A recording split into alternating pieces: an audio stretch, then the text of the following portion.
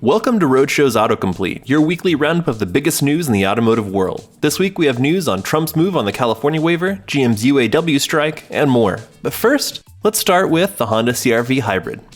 It feels like we've been waiting forever for Honda to offer a real competitor to the awesome RAV4 Hybrid and its ilk in the American market. But that wait's now over. Honda confirmed that it would be bringing a hybrid CR-V to the US for the 2020 model year. The CR-V's new hybrid drivetrain is made up of a 2-liter Atkinson cycle inline-4 mated to Honda's 2-motor hybrid system to produce a net 212 horsepower and 232 pound-feet of torque, which is sent to all 4 wheels. We're betting it feels pretty lively, if not super quick. We don't have official fuel economy numbers, but Honda's convinced it'll do around 50% better in that department, and that's nothing to sneeze at. The 2020 CR-V Hybrid hits dealers this fall.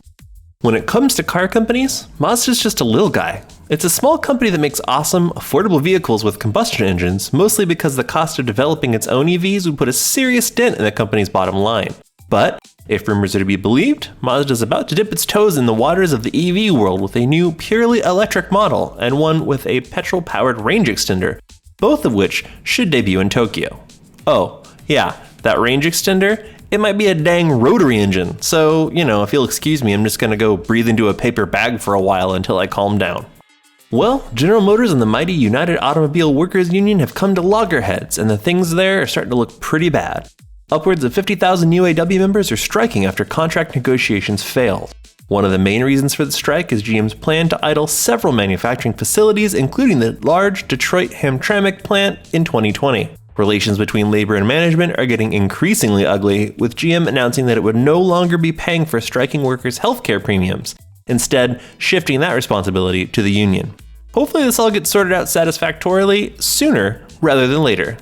Way back in 2004, actor Ewan McGregor and his pal and fellow actor Charlie Boorman decided to take the motorcycle trip of a lifetime by circumnavigating the globe. They ended up opting to film the project, and that became the now legendary Long Way Round documentary series. A few years later, they did it again, only they went from the top of Scotland to the bottom of Africa and called it Long Way Down. Well, Boorman confirmed that they're doing it again, and this time they're going from Tierra del Fuego in South America to Los Angeles, and it looks like they'll be doing it on modified Harley-Davidson Livewire electric motorcycles, along with Rivian R1T support vehicles. This could be the shot in the arm that Harley needs to help keep sales for its pricey electric experiment going strong. McLaren makes wildly fast and powerful cars that are sold to wealthy and discerning customers the world over, and the US is a big part of the brand's success overall. McLaren North America's headquarters have been housed in a fancy Manhattan high-rise for years now, but the company's outgrowing its Tony New York digs, and instead of spending even more money for just a little more room, it's pulling up stakes and heading out west to Texas. The company is planning on settling in a suburb of Dallas near the busy DFW airport in a 30,000 square foot facility. According to the brand's US boss, the company is already planning on utilizing this new space with all its room for activities by opening a US branch of McLaren Special Operations. Now, if you want to have your Macca painted in the famous Marlboro livery from the late 1980s and early 1990s, you're not going to have to ship it to the UK anymore. Nice. McLaren's not the only one that's going big in Texas. Toyota's investing big in its newly adopted home there. This time, it's pouring 391 million buckaroos into its San Antonio truck plant that currently builds US domestic market Tundra and Tacoma models. It's also investing in the community to help train a workforce for that plant by partnering with local charities that offer tuition assistance.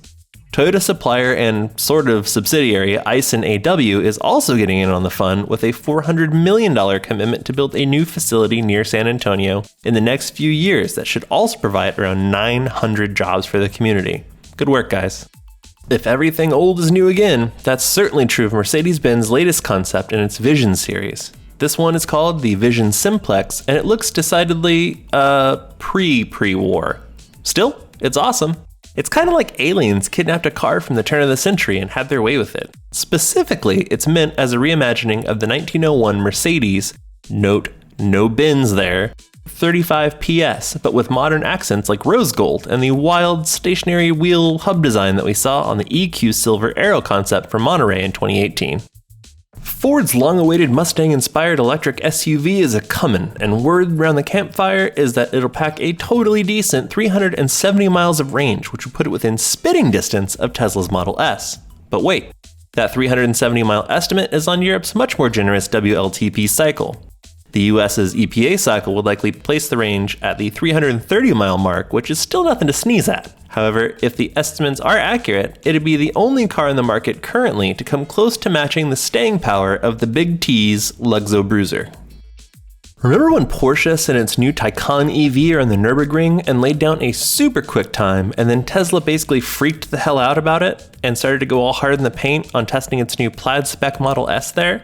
Well, it turns out that the 7-minute and 42-second record-setting lap that Porsche turned in wasn't even with its fastest Taycan variant. Wild, right? Porsche was so confident that it sent the currently base model Turbo instead of the more sporting Turbo S. Ladies, gentlemen, and non-binary folks, that's called a power move, and we love it. We'll have to see if Ewan and his crew can continue to keep up. California is a state that wields enormous power thanks to its large population and massive economy, and because of that extra clout, it's been able to do things its own way for quite a while, including setting its own more stringent than EPA emission standards for vehicles. Well, it turns out that the Trump White House is more than a little salty about that. So, despite the protestations of several automakers, the president is moving forward to attempt to strip California of its rights to dictate its own emissions laws. If it were any other state, we'd just assume that that's where it'd end, but California being what it is, we're betting there's going to be plenty of drama waiting to unfold. That's it for AutoComplete this week. Don't forget to subscribe and hit the bell icon to stay notified of all new videos on Roadshow, and we'll see you again next week.